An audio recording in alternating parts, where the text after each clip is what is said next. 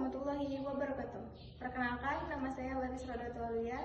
Di sini saya akan berpidato tentang melawan hoax dan menjaga kesehatan mental dalam bermedia sosial. Baik, selamat pagi dan salam sejahtera untuk teman-teman semua. Semoga kalian semua dalam keadaan sehat, bahagia, dan penuh semangat untuk menatap masa depan. Hari ini saya ingin mengajak teman-teman untuk berbicara tentang sesuatu yang sangat dekat dalam kehidupan kita sehari-hari.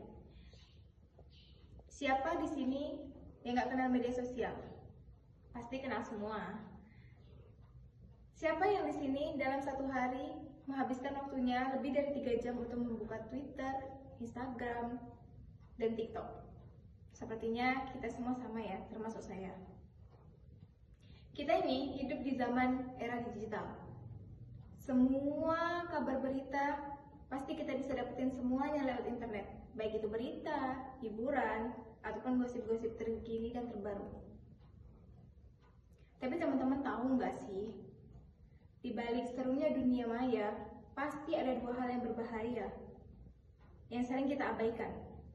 Yang pertama, banjirnya hoax, dan yang kedua, pasti menurunnya kesehatan mental dan bermedia sosial. Teman-teman, Kementerian Kominfo sudah mencatat dalam 1 tahun terakhir ini ada 3.900 hoax yang beredar di dunia nyata.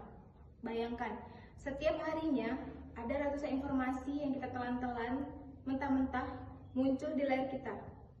Misalnya, banyak dari kita yang langsung percaya dan ikut menyebarkan tanpa mengecek kebenarannya. Mulai sekarang, ayo kita biasakan 3 langkah sederhana untuk melawan hoax. Yang pertama, cek sumbernya. Dan yang kedua, cek faktanya. Dan yang ketiga, cek narasumbernya. Apakah orang itu benar-benar ahli dalam bidangnya atau tidak? Kalau kita bisa melakukan 3 langkah ini, artinya kita sudah menjadi bagian dari solusi, bukan bagian dari masalah.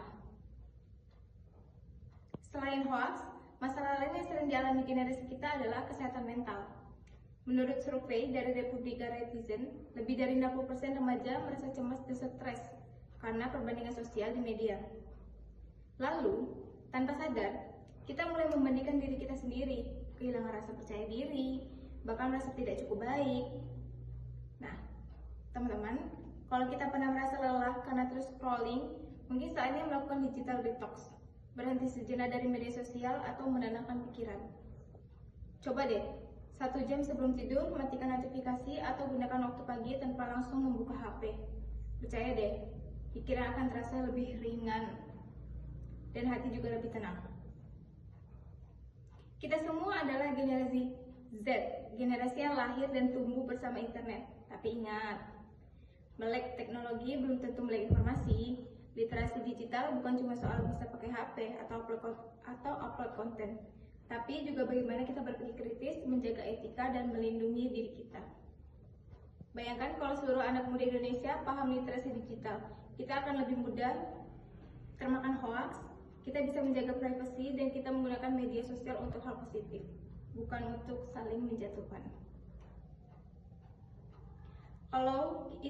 Kalau itu bisa kita lakukan, saya yakin generasi kita bukan cuma pengguna internet, tapi juga pencipta ruang digital yang sehat dan cerdas. Teman-teman, dunia digital itu seperti lautan luas, indah, tapi berbahaya.